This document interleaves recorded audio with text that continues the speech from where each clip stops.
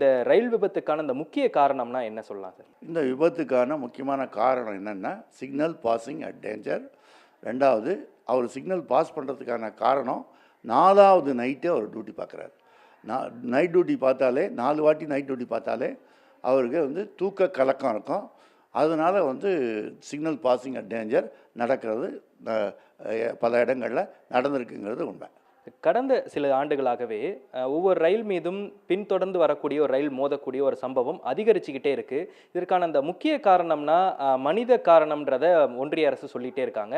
உண்மையிலுமே மனித காரணமா வேறு ஏதேனும் காரணம் இருக்கா? மனித தவறு எப்படி நடக்குதுன்னு பாருங்கள்.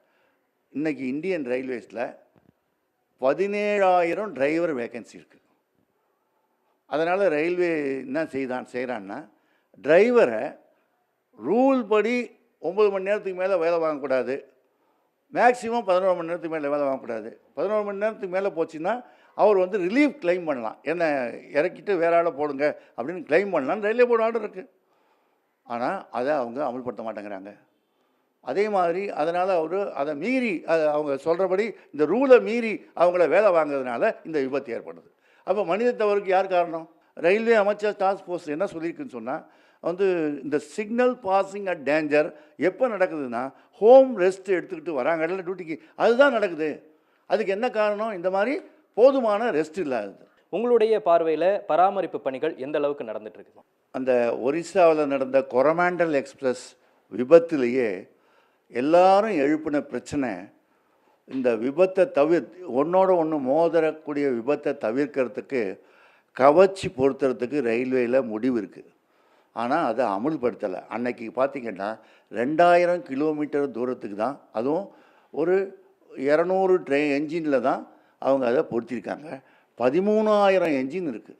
13,000 என்ஜினில் எப்போ பொருத்த போகிறாங்கன்னு கேள்வி எழுப்பப்பட்டது. இன்றைக்கி பார்த்திங்கன்னா அதுக்கப்புறம் எத்தனையோ விபத்து நடந்திருக்கு, எல்லாம் மோதல் தான்.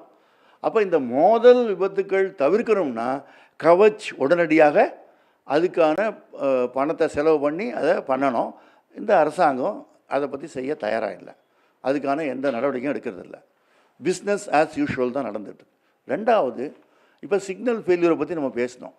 இந்தியன் ரயில்வேயில் ஒரு வருஷத்துக்கு 55,000 சிக்னல் ஃபெயிலியர் ஏற்படுது. ரயில்வே போர்டோட கணக்கில் இருக்குது 55,000 சிக்னல் ஃபெயிலியர் இருக்குது. அது மட்டும் இல்லை, 200 சிக்னல் ஒரு வருஷத்தில் பழசாகி போகுது. நாம் புதுப்பிக்கிறது எவ்வளோன்னா 100 தான் பண்ணுறோம். இதை வந்து டாஸ்க் ஃபோர்ஸ் சொல்லியிருக்கு, 100 தான் சிக்னல் புதுப்பிக்கிறோம். 7,800 கோடி செலவு பண்ணி எல்லா சிக்னல்லையும் புதுப்பிச்சிடணும். புதுப்பிச்சுட்டு அப்புறம் ஆட்டோமேட்டிக் சிக்னல்லாம் பொருத்தணும். அதுக்கப்புறம் அப்பப்போ வர பழுதை நீக்கணும் அப்படின்னு அப்பப்போ வரக்கூடிய பழசை புதுசாக்கணும் அப்படின்னு அவங்க பரிந்துரைத்திருக்காங்க. ஆனால் இந்திய ரயில்வேயில் அது நடக்கவே இல்லை. அதுக்கான பணம் ஒதுக்கீடு செய்யவே இல்லை. அதே மாதிரி அதுக்கப்புறம் இந்த 10 வருஷத்தில் பிஜேபியோட இந்த 10 வருஷத்தில் அதை பற்றி அக்கறையே இல்லை. ரெண்டாவது என்னன்னு சொன்னால், தண்டவாளத்தை எடுத்துட்டிங்கன்னா ஒரு வருஷத்துக்கு 4,500 கிலோமீட்டர் தண்டவாளம் பழுதடையுது. அதை புதுப்பிக்கணும். ரெனியூவல் ஆஃப் ட்ராக்குன்னு பேர் அதுக்கு. அந்த புதுப்பிக்கிறதுக்கு ரயில்வே மினிஸ்டரே என்ன சொல்கிறாருன்னா 4,500 பழுது வருது. ஒயிட் பேப்பர் வெளியிட்டிருக்காரு. அவர் சொல்கிறாரு, பழைய ரயில்வே மினிஸ்டர் சுரேஷ் பிரபு, நாங்கள் ஒரு வருஷத்துக்கு 2,000 3,000 தான் பண்ணுறோம், அதனால் வந்து அரியர்ஸ் நிறையா சேர்ந்து போகுதுன்னு சொல்கிறார். இன்றைக்கி வந்து 10,000 கிலோமீட்டர் அரியர்ஸ் ஏற்பட்டிருக்கு தண்டவாளத்தில், புதுப்பிக்க வேண்டியிருக்கு. அது இல்லாமல் வருஷம் வர 4,500 வேறு இருக்குது. ஆனால் இந்த அரசாங்கம் அதுக்கு பணம் ஒதுக்கலை, போதுமான பணம் ஒதுக்கலை. அதே மாதிரி பிரிட்ஜஸ் அது ரிப்பேர் ஆகுது, அந்த பிரிட்ஜஸை ரிப்பேர் பண்ணுறதுக்கு பணம் ஒதுக்கணும். Controller and auditor general of India அவர் என்ன சொல்லியிருக்காருன்னா, விபத்துக்கள் இப்போ வந்து நீங்கள் இந்த தண்டவாளம்லாம் சரியாக பண்ணலன்னு வச்சுங்க, என்ன ஆகும்? வண்டி டீரெயில் ஆகும். வண்டி டீரெயில் ஆச்சுன்னா அது விழுந்துடும், இன்னொரு வண்டி வந்து அதில் மோதிடும். அப்போ இது மாதிரி நிறைய உயிர் விபத்துக்கள், குரிசால் நடந்த மாதிரி நிறைய விபத்துக்கள், கொரமாண்டல் நடந்த மாதிரி நிறையா விபத்துக்கள் ஏற்படும். ஆனால் இப்போது அந்த ஒரிசா விபத்து சமயத்துலேயும் நான் சொன்னேன், இது சரி செய்யலைன்னா இன்னும் ஏராளமான விபத்துக்கள் ஏற்படும்னா அதுதான் நடந்துகிட்டு இருக்கு இப்போ.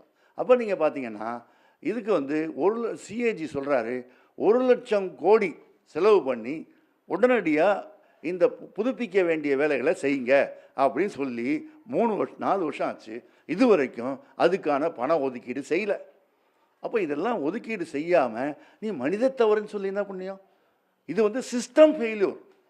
சிஸ்டத்தில் இருக்கிற கோளாறு. இந்த சிஸ்டம் கோளாறை அரசாங்கத்தோட கொள்கை கோளாறு. இது மாதிரி வந்து என்ஜின் டிரைவர் வேகன்சியை ஃபில்லப் பண்ணல. மொத்தம் இந்தியாவில் பார்த்தீங்கன்னா இந்திய ரயில்வேயில் சிக்னல் டிபார்ட்மெண்ட்டில் மட்டும் 17,000 வேகன்சி இருக்குது.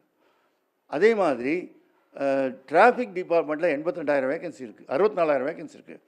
என்ஜினியரிங் ட்ராக் மேன் இருக்காங்கல்ல, தண்டவாள பழுது, 84,000 வேகன்சி இருக்குது. இது மாதிரி 3,12,000 வேகன்சி இருக்குது. இதை ஃபில்லப் பண்ணுறதுக்கு எந்த நடவடிக்கையும் எடுக்கலை இந்த அரசாங்கம். அப்போ இதெல்லாம் நடவடிக்கைலாம் எடுத்தால் தானே விபத்துக்கள்லேருந்து தவிர்க்க முடியும். ஆனால் இந்த அரசாங்கம் அதுக்கான எந்த நடவடிக்கையும் எடுக்கலை. உடனுக்குடன் செய்திகளை தெரிந்து கொள்ள சன் நியூஸ் பெல் ஐகானை கிளிக் பண்ணுங்க.